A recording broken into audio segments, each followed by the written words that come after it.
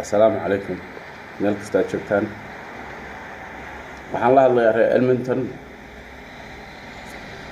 saaka taxsi baa noo taala ninkii Faisal boqorka Allah ha naxariisto uu geeriyooday uu socday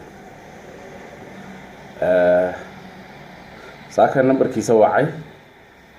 adiga sagaalkii markay ahayd camal saaka waa nambarkiisa wacay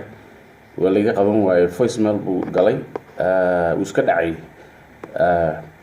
marka hadda oo ay tahay 2:00 barkii ayaa numberkii Faisal laga soo celiyay marka niman cadaana ila hadlay waxay dhahay ninkan hebel Faisal ma garanaysaa ha waan garanayaa waan nin adeerkay waxa la ninkii dawa ku daaya soo meedkiisaan meesha ka helnay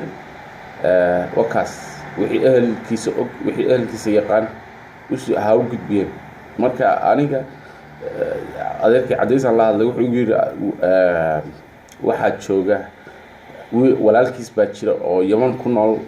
marka kaasna in warka laga gaarsiiyo waa in warka la gaarsiiyaan rabnaa ninkii Faisal aha waa dhintay Faisal boqor waa dhintay waa socday Allah ha naxariisto waa ku daayay 3 bari buu meed ahaa kaligiisa iska deganaa ninkan 3 bari buu meed ahaa markii dambe odayaashii waa meesha way fakareen waxay dhahay ninkan 3 bari uu aamusan yahay askartii bay waceen guriga markii laga fur waayay guriga askartii bay waceen askartii guriga furtay waa loo yimid waa la fiiriyay ninka waa ruux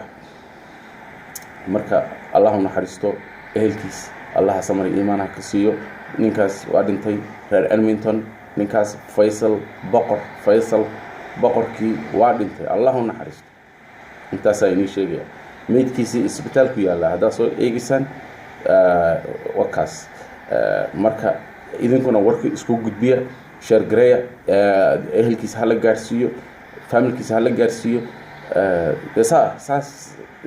intaas baa inii sheegay wax kale waa anyways geeridaas noo taala hadana reer Edmonton ninkii adeerkeena Allah ha naxariisto waa socda Faisal waa socda Allah jannada ka waraabiyo ilaahay jannada ka waraabiyo usoo duceeya ehelkiisa hala gaarsiiyo ilmaada riyaalo usoo duceeya oo imaada xawaash imaada soo ka soo talagala la socda saasay in leeyahay iyo